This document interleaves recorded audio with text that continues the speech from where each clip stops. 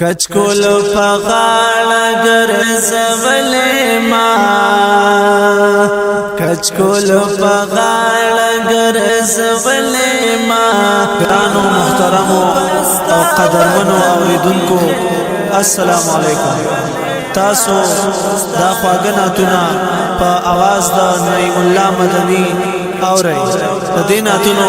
سپیشل فرمایش کړی دی محبوب خان محمد منصور او ورکوټي ایوب خان د ملاویدو پته یاد ساتئ انصاف اسلامی لنټون مرکز پوش کی صفانی کباڑی بازار الائن مارکیٹ دکان نمبر 5 د محمد فہیم خکل دکان ریکارڈنگ خالد سائل اسلامی اسٹوڈیو پشاور رابطے نمبر دے 0312 9138 306 والسلام ستاد درملنگوے